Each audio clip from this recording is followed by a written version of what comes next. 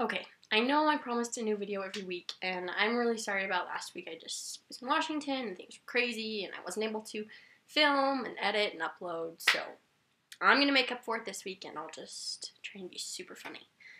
So, today I want to talk about driving.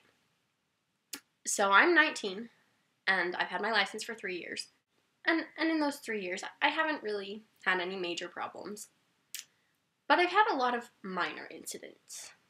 So when I first started driving, I would drive my mom's car because I didn't have my own. And she drives this big SUV. It's an Aviator. So when I first started to become really good friends with my best friend, I liked to pester him because I had this new friend and it was exciting for me. So I would always just randomly pop in it on him. And I was hanging out with my cousin one day and I wanted her to meet him. So I texted him and he told me he was at a movie theater. So we stopped at the movie theater and he came out to talk to us. We were talking for a minute, and then I was like, he's being a jerk. I don't want to talk to him anymore. So I decided to drive away. So I started to drive away, and then he goes, no, wait, stop, I'm sorry. So I stopped the car. And in his most calm, serene voice, he goes, you're on my foot. And I was like, haha, that's really funny, Jay. He's like, no, really, you're on my foot. And my cousin looks down, she's like, you really are on his foot. And then he started to freak out. He's like, you're on my foot! Move, you're on my foot! So I pulled my car forward. And he takes off his shoe and holds it up, and there were tire marks across the top of his shoe. So that's reason one why Lauren shouldn't be able to drive. So the place that I used to work had these big cement barriers in the parking lot. And I apparently have no depth perception.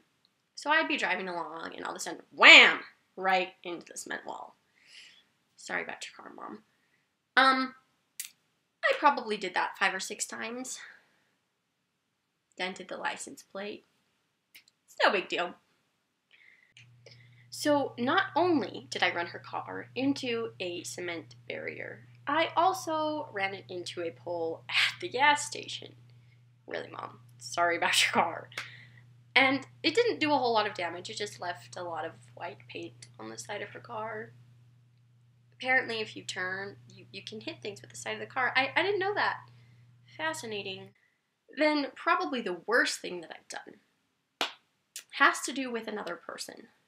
So my best friend invited me to go to this party for this girl that we went to school with. It was her birthday, and so they were having a pool type party, and I didn't know where she lived. So I was waiting in my car, my mom's car, again, and I was just stopped at the end of my driveway. So I live on a private lane, and it's kind of hard to see out of the lane because there's trees on one side. So I had stopped at the end of the lane waiting for a text with the address.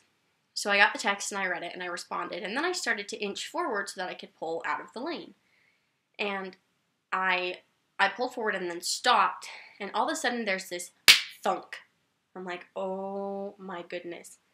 And I look over and there is this very angry man staring at me. Very angry. And he starts yelling at me and telling me I'm this stupid teenage driver, and I hit a runner. Yes, I hit a runner with my mom's car. So that is reason number 3 why Lauren shouldn't be able to drive. I guess maybe I should modify my list. Lauren shouldn't be able to drive her mom's car. That's what I should say, because I haven't done anything like that in my car. I did hit a brick wall with the mirror once, but it's fine, you know. Yeah, so, you know, if you were that runner that I hit, I'm really sorry. I hope you're okay. You didn't really let me get a chance to ask. You just kind of toddled off, so hopefully, you know. Also, if you see me on the roads, you might want to go the other way. Yeah. I will talk to you guys next week.